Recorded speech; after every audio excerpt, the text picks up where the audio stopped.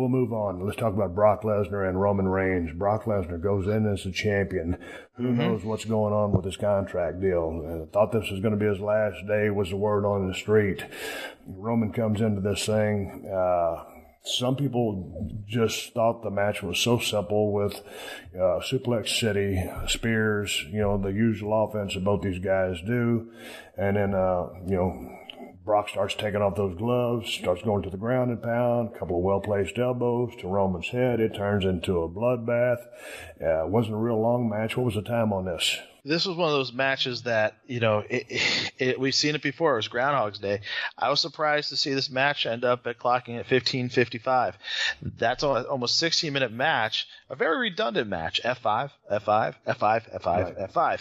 It was a very one-dimensional outing. The crowd really turned on, and that's probably the takeaway from this match is if you're grooming the guy that's going to follow up John Cena, and he's about to take that mantle, and you've spent now 4 years, really 5 years when you look back and rewind to when they were doing it, when the Shield was going wild.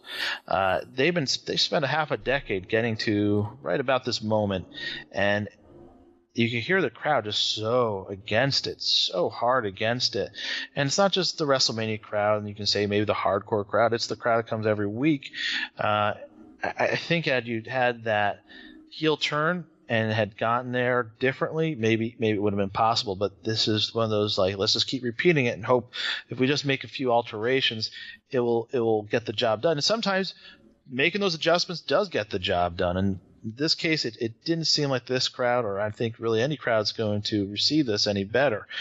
Roman Reigns took a beating, and I think it's the old, the bayface, just keeps coming back for more, and eventually you're just going to love this guy because he's got all that grit. Well, I don't necessarily think that's going to happen in this case. I just think it's become one of those dynamics where the fans are gonna reject this in this presentation in this capacity, and I don't know if it's going to get any better for Roman and a flash title switch, whether it would be on a Monday Night Raw or the next pay-per-view.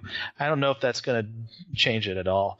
At this point, you really got to consider and realistically change your course and go in a different direction. The closest we saw to the crowd accepting Roman Reigns in the last few years was really the most recent revival of the Shield, which unfortunately, because of Dean Ambrose's injury, got derailed. But I think that was the best shot of going into WrestleMania season with him being received well by the audience was the Shield reunion. They enjoy him in that capacity. They don't seem to enjoy him chasing the belt. I can't remember in all my years of watching wrestling where you're grooming the guy to be the next guy, and half a decade later, you're still trying it, and it's not clicking, and you're still trying it now. It does speak probably a little bit to Vince McMahon's stubbornness, but at the same time, you got to read your crowd, which is always something he would tell me. So you got to listen and read your crowd. And what are they saying right now? They're saying, pass. This ain't it. Man, I'll tell you what, the thing that got me about that match was there at the end on the 1, 2, 3, like I said, all the F5s. He keeps kicking out. Man, all of a sudden, Brock goes to work with those elbows, opens him up, and he is a crimson mask. Sometimes sometimes you can do a little bit too much color with the blade. Now, obviously, this is a hard waste, but it was a little too much blood. Just because it was just almost grotesque. And dude, when I say that, it's too much blood. But nonetheless, it was an effective picture. So, and that's a moot point, actually. I guess the point I'm trying to make is when Brock pinned him for the 1, 2, 3, there was a resounding positive pop rather than a boo. So, people thought Brock was going to ride off in the sunset. Some people were tired of him for being a part-timer.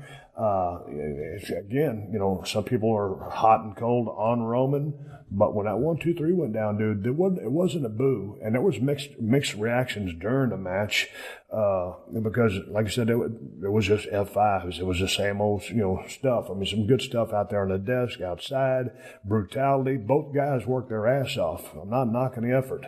It was a brutal, effective match to a point, but when Brock got that 1, 2, 3, dude, I mean, the way those people cheered, if you don't think about that, or if that doesn't make you rethink what's going on,